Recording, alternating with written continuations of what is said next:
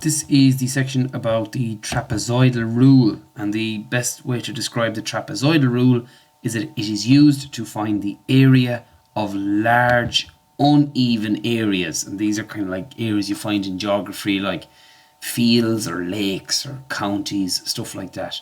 The uneven nature of these areas mean that they are divided up into smaller pieces, and approximate areas got for each piece to give as accurate a possible answer or a reading.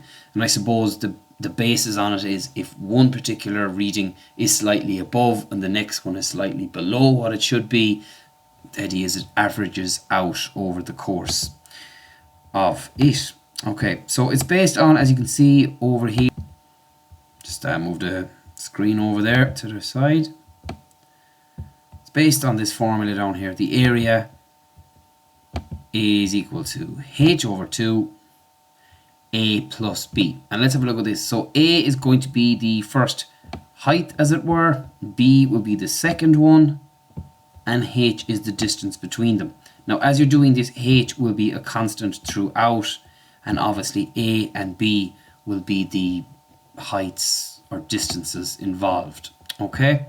It'll be more clear in an example. Area again is approximately h over 2 y1 plus y2 plus h over 2 y2 plus 3, etc., etc., depending on how many of them there are.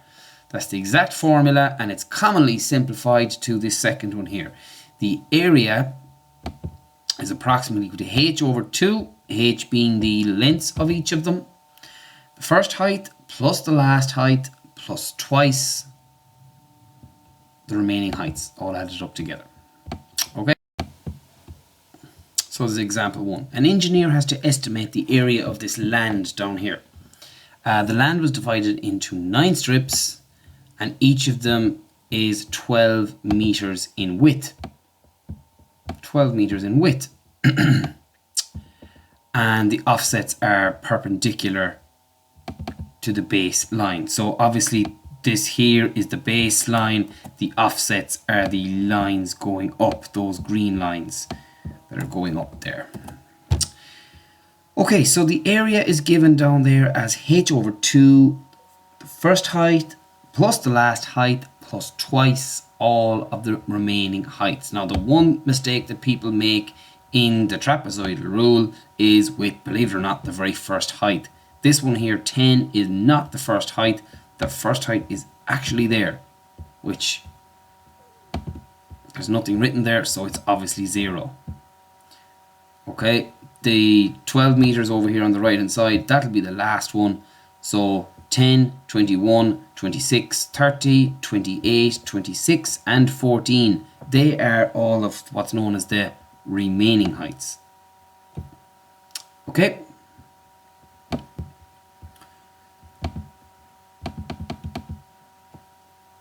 Okay, so putting that into the formula then, I said I'll just highlight the first height there again as 0. Okay. We saw the h over 2. That's where 12 is coming from, that point there. And as obviously you know that 0 is the one that I've highlighted. That's straight up there. The last height, I have it circled over here. That's the start of it then. Okay, so 2 times the remaining heights. So the remaining heights go in here, and where I'm getting them from as all of these measurements here, I'm putting a circle around them, all the way over to 14. Okay, all of those heights there as well. Now again, another mistake people make is in this section in here, if I just call it the green section as it were, just because there's a good few of them, people forget they will include the first one and the last one again. So as you've written down there, please do not include the first or the last point again. And that's just a simple sum then, you work that out. Add up these green numbers, I get 155, double it, and work it out, and you're getting 6 times 322, and it works out the area of the land, 1,932 meters squared. That's that. Okay, there's another example down here. All of the measurements are in meters. Use the trapezoidal rule to find an approximate area of this lake. Okay, this is a lake. Now you can obviously see you've got a little section here that's kind of sticking out. There's a section there I suppose you define as being missing from the diagram. Do you know if it was a more of a regular shape? But this is part of the trapezoidal rule. Okay, so down the bottom of the page, or the bottom of the screen, we will use the simplified formula again, and I have written it down there again. Okay, I'm taking H here to be the gap between each segment, as it were, and you can see there the whole way across each of those measurements is 11 meters. Okay, so that'll be my H down in the formula.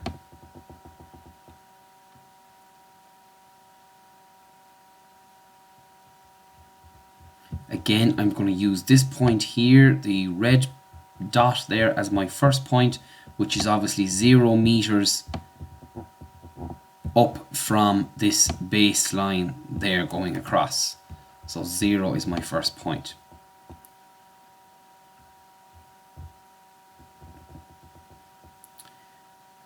Okay, now also to point out, my first height there is going to be the entirety of this yellow line that I'm putting in here. Okay, it's effectively 10 meters in that direction, and then it's 13 meters of a height in that direction. So overall it's almost like an equivalent line that is 23 meters above in that direction that goes all the way up. 10 and 13 is obviously 23. So that's what I'll be doing. For the second one here, I'll be adding 13 and 12 together to give me 25. And this third one, I'll be getting 12 and 7, 19. 7 and 10 gives me 17. So just watch for those numbers as we go through this. Okay, I think I've explained that here.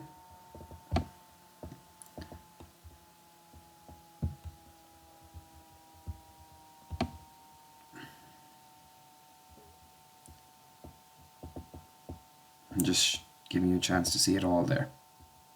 Okay.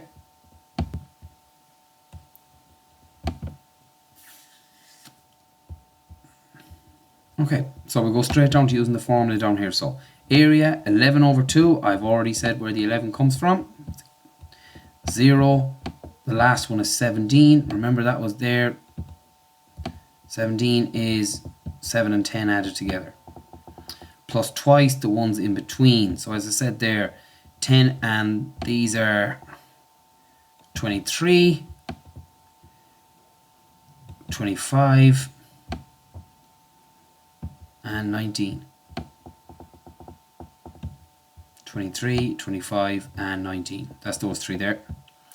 And then, just like the last one, it's just a case kind of going through and calculating that out.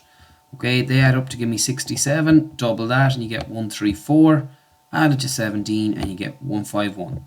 151 times 5.5, the area of the lake is 830.5 meters squared.